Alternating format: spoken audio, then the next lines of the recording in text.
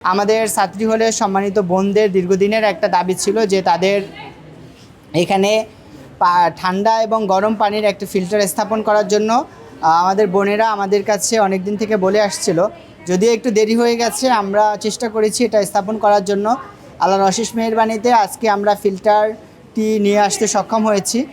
আমাদের বোনদের আর একটা দাবি ছিল যে কাপড় কাচার একটা সমস্যা দেখা দেয়, বিশেষ করে হলে অনেক বোনরা থাকে, কিন্তু এই তুলনায় স্পেস কম থাকায় কাপড়গুলো শুকাতে অনেক কষ্ট হয়ে যায় ধোয়ার পরে। যার কারণে আমরা আজকে একটা ওয়াশিং মেশিন বোনদের জন্য উপহার হিসেবে নিয়ে এসেছি।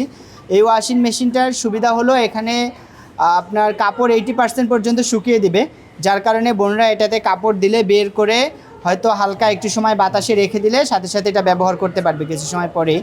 আমরা প্রত্যাশা করি এর মাধ্যমে আমাদের বোনরা উপকৃত হবে। আর একটা ওয়াশিং মেশিন আসলে সংখ্যাটা কম, তবে এটা আমরা পরীক্ষামূলকভাবে দিচ্ছি। যদি আমরা এটার ভালো ফিডব্যাক পাই, যদি কার্যকারিতা দেখি যে ভালো সার্ভিস দিচ্ছে, সব কিছু মিলে আমরা পর্যায়ক্রমে আমাদের বোনদের চাহিদার কথা বিবেচনা করে আমরা আরও ওয়াশিং মেশিন স্থাপন করব ইনশাল্লাহ।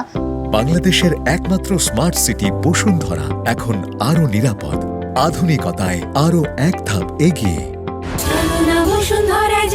আমাদের কার্যক্রমগুলো বিশেষ করে নিরাপদ পান প্রকল্প এটা আমাদের অনেক দিন আগেই শুরু হয়েছে এবং আমরা তখন ঘোষণা দিয়েছিলাম প্রাথমিকভাবে আমরা 33টি ফিল্টার স্থাপন করেছি এবং আমাদের এই ধারাবাহিকতা চলতে থাকবে। তার পরবর্তীতে আমরা লাইব্রেরিতে স্থাপন করেছি, আমরা আজকে বোনদের জন্য নিয়ে এসেছি। আমাদের এই কার্যক্রমটা ধারাবাহিক এবং এইটা আমরা চেষ্টা করব ধারাবাহিকভাবে এটা চলমান রাখার ইনশাল্লাহ। এবং ছাত্র সংসদ নির্বাচনে আপনারা জানেন এখনও আমাদের আইনটি পাস হয়নি, অতি দ্রুত আশা করি পাস হয়ে যাবে।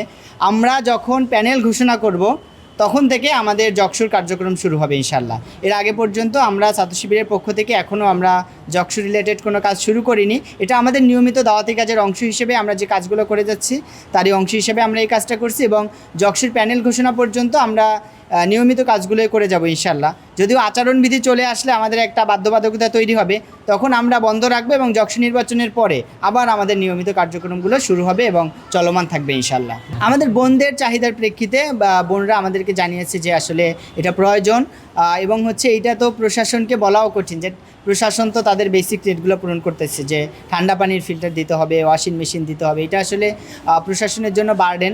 সব দিক চিন্তা করে আমরা আমাদের যে সাবেক ভাইরা আছে জগন্নাথ বিশ্ববিদ্যালয় তাদের সাথে আমরা যোগাযোগ করি এবং তাদের মাধ্যমে আমরা এটা ম্যানেজ করার চেষ্টা করেছি আলহামদুলিল্লাহ।